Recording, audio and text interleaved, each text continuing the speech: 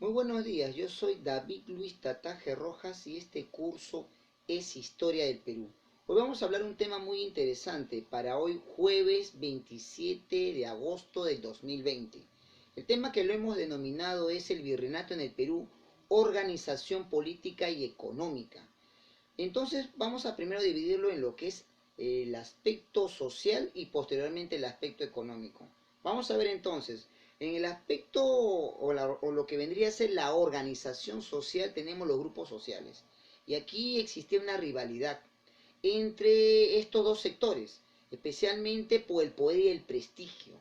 Aquí tenemos dos grupos que lo vamos a catalogar de esta manera: la República de Españoles, integrada por los españoles y los criollos, y la República de Indígenas, sí, con ese término, indígenas, que correspondería especialmente a lo que es los pueblos originarios, ¿no? Es decir, el peruano. Ahora, en los españoles y criollos, en esta conocida República de Españoles, ¿quiénes eran? Eran los encomenderos, eran comerciantes, eran mineros, eran los hijos de los conquistadores, los propios conquistadores, burócratas que trabajaban para la corona española y religiosos, de las órdenes religiosas y también de la iglesia, pertenecientes a la iglesia católica. Ahora, estos españoles eran conocidos también como peninsulares, ¿no? Derivados de la península ibérica o también conocidos como chapetones, ¿no? Por ser blancos y principalmente tener las mejillas muy rojas, muy rojizas. Por eso tenía ese término de chapetones. Ahora, también están los criollos, que eran los hijos de estos españoles que habían nacido en cualquier lugar de América y lógico en esta parte del Perú. Ahora, estos eran lo que representaría la República de Españoles. El otro grupo que también tenía esta rivalidad era lo que lo conocen como la República de Indios. Y ellos eran conocidos también como los indígenas, ¿no? Es decir, el peruano en sí, el peruano andino. Eran los vasallos y tributarios de la corona española. Sí, ellos también pagaban impuestos y eran considerados súbditos de su majestad el rey de España, excepto los curacas, que ellos pertenecían a la nobleza inca. Ellos se aferran a sus costumbres ancestrales y quedando tristemente marginada por los españoles y criollos. También existe otro grupo que no están en estas repúblicas de españoles e indígenas, pero es un grupo significativo porque era la mano de obra. Estamos hablando de los africanos, es decir, los esclavos africanos que fueron traídos por los portugueses y españoles para ser explotados en estas tierras. Aquí ellos eran necesarios para trabajar en la tierra y también para el servicio doméstico, es decir, en las haciendas de los corregidores. Ellos algunos eran esclavos y también habían comprado su libertad. También se le conoce como los manumisos o los negros manumisos.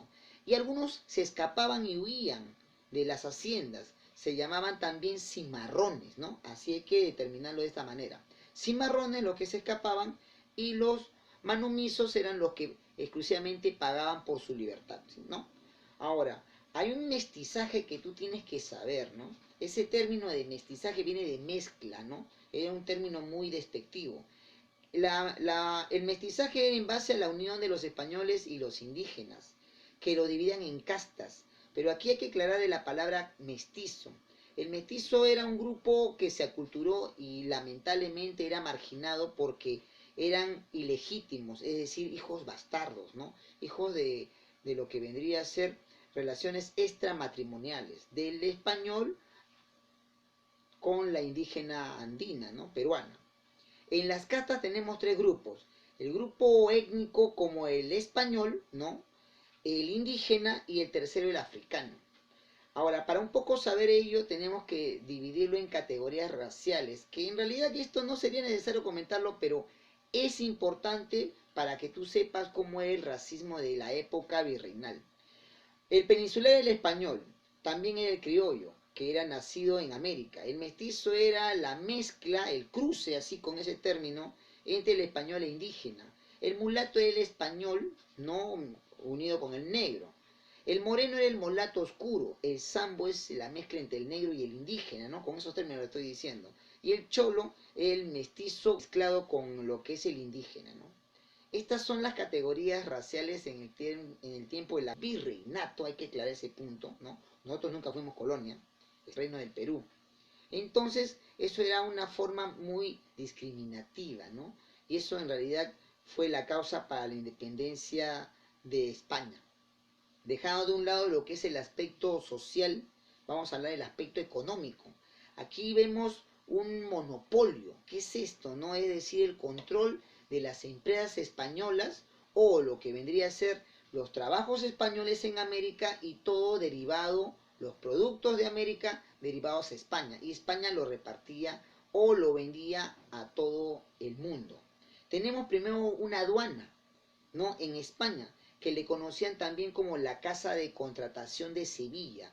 Esto estaba en España. En 1503 se llega a fundar. Esto era la Casa de Contratación de Indias, ¿no? En Sevilla. ¿Para qué servía? Era para cuidar o velar el monopolio entre España y América. A la vez también controlaban el tráfico marítimo, especialmente ellos eran los inspectores o también conocido como la aduana. Luego figuran los obrajes. ¿Qué son los obrajes? Son fábricas. Especialmente eran trabajos que trabajaban mujeres indígenas, exclusivamente era una manufactura virreinal. Esto se va a implementar en muchas partes del territorio y eran fábricas para los tejidos de lana, algodón y cabuya, ¿no? También se elaboraban costales, monturas, sombreros. Como se dijo, trabajaban las mujeres indígenas. También estaba la minería, ¿no? Esto es lo más terrible en el tiempo de los españoles, de lo que vendría a ser el virreinato. Aquí figura en la minería la extracción de la plata. Era un establecimiento caracterizado exclusivamente para la extracción de este metal y era explotado por particulares, es decir, por españoles que habían hecho un convenio con la corona española. Y a la vez ellos pagaban el quinto real, ¿no? Es decir, del 100%, el 5% era para la corona española, de las ganancias que se obtenían. Aquí habían yacimientos como Castrovirreina en Huancavelica, Cayoma en Arequipa, Hualgayoque en Cajamarca, en Potosí, Bolivia, todas de plata, ¿no? Y es cierto, Potosí fue uno de los lugares o las ciudades donde se trajo este metal y fue una de las más importantes, inclusive tenía más población que Lima en su época. Ahora, para terminar vamos a hablar sobre los impuestos coloniales. Aquí hablamos del impuesto, era la caja fiscal del rey, que cubría los gastos. Estaba el quinto real, que se había ya mencionado, que era el 5% de los metales extraídos, ¿no? Las ganancias. El tributo del indígena o del indio, que todo indígena pagaba de 18 a 50 años, ¿no? Por ser súbdito del rey. Tenemos la alcabala, que era era un impuesto para la compra y venta de productos.